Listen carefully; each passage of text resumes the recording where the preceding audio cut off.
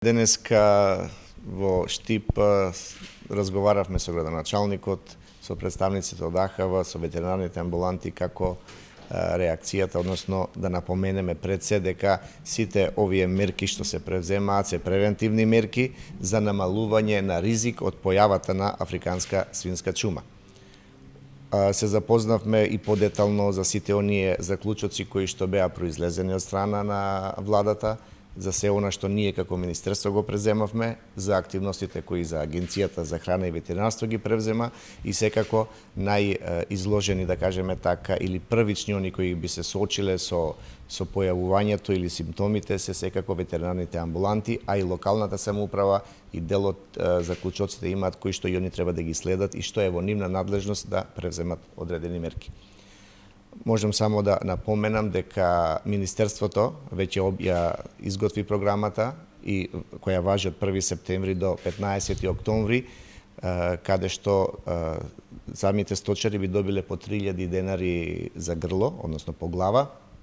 со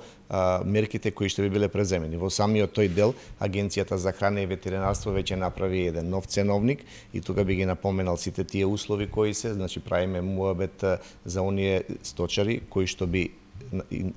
ги прифатиле овие мерки, а тоа е дека за маторица се некаде 24.000 денари по глава, со дополнителни оние што ги спомнавме 3.000 денари од Министерството. Тука зборуваме за прифатлива цена од 120 денари за товеници до 120 килограми и секако за прасиња до 25 килограми 170 денари. И за сите овие кои ќе бидат исплатени од страна на Агенцијата за храна и ветеринарство или доколку самите сточари се одлучат да си го земат месото, значи услугата е бесплатна и секако оние 3000 денари кои би ги добиле. Сето ова споменавме дека се оние превентивни активности за да се намали бројот на свињите и домашните и диви, но кога велам да се намали бројот, зборуваме за оние фарми, значи мали фарми кои што не ги исполнуваат биосигурносните мерки. Знаете како, во овој момент, иако овие се мерки само пред 10 дена кои се активни, мора да се разговара. Знаеме дека сепак некои кои одгледуваат 2 или 3 свињи или помалку, кои што и немаат, и уште една исто така битна работа е, и ова би бил апел до помалите сточари, кои што немаат регистрирани одгледувалишта, да пристапат кон најблиските, односно амбулантите кои што се регистрирани во општините, за да ги регистрираат нивните одгледувалишта. Очекуваме со едни вакви активности да ги запознаеме самите сточари и евентуалната појава, кои се сите последици од таквата појавување на африканската свинска чума, и затоа одиме во разговори. На почеток да, тешко е, но има постигнато одредени активности со самото тоа што веќе во последен месец и половина не може да, барем овде кај што разговаравме во општината Штип, нема слободно пуштање на свињи. Тоа е еден добар чекор, бидејќи превентивното е сепак и намалување на движењето на самите свињи. Дали се тоа домашни одгледувани или пак диви свињи. Во тој дел, знаете, со дивите свињи веќе ние дозволивме да се започне ловната сезона 60 дена порано. Веќе имаме некаде околу, што се отстрелани, и околу 200 диви свињи, каде што е направена анализата, до сега сите покажуваат негативни, но тоа не значи дека треба да имаме простор за опуштање и затоа сега одиме ваква една информација или кампања, да кажеме, со малите сточари, во кои што сакаме да им односно да им скажеме кои се тие сериозности и верувам дека самите сточари треба да решат дали ќе постапат по ова или некои од голем дел од нив велат сепак дека ние самите ќе си ги заколеме за своја потреба, но сепак и тоа е еден начин во кој што самата депопулација на ваквите слободни или малите одгледувалишта ќе даде резултати. Ние очекуваме и работиме на се за да не дојде до појавата на болеста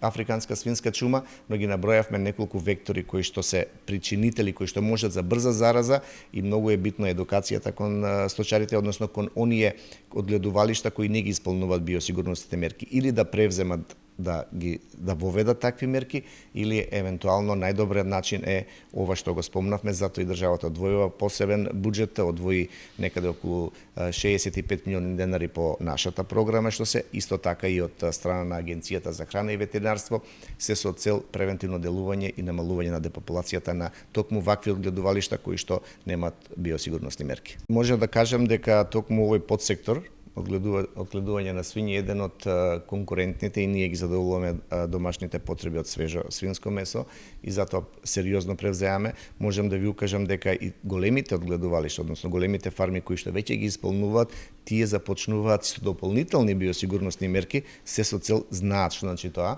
Сега кога разговараме, може да кажам дека според регистрираните одгледувалишта, некаде околу 2000 одгледувалишта каде што имаат од 1 до 10 свињи, тоа се близу 2000 свињи, што значи дека ова е онај момент каде што може да се појави најбргу, а инаку ако зборуваме за вкупен број се некаде ризични, ако може така да ги кажам, се зборуваме за некаде 20.000 свињи. Но тешко е да се процени колкава ќе биде штетата во евентуална појава и не би сакале да одиме во тој правец сега да зборуваме за штети од појавата. Сето ова што го работиме е превентивно, но она што знаеме дека превентивното делување е многу поевтино, ќе ја кошта државата многу поевтино, но и самиот сектор, отколку да бидеме онака комотни во оваа ситуација и да чекаме појава и тогаш да интервенираме брзо. Ова што сега јас ме запознаа лично дека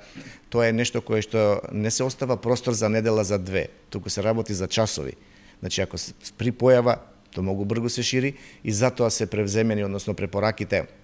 од Европската комисија кои се сите тие превентивни, односно со појава, дека до 3 километри во радиус од 3 километри се уништуваат сите свињи, токму од таа брзина и векторот на ширење, а до 10 километри се става еден заштитен појас. У она сум сигурен дека, што го кажав, значи ќе го кратко повторам дека штетите се многу помали од овие што сега ги превзеаме како интервентни мерки, отколку да оставиме да се појави и не дај Боже да се дојде до таква една зараза во која што не само што ќе имаме уништување на одреден број на свињи, туку тоа ќе се рефлектира секако, како што рековте, и во преработки, и во месна индустрија, штетата ќе биде многу поголема.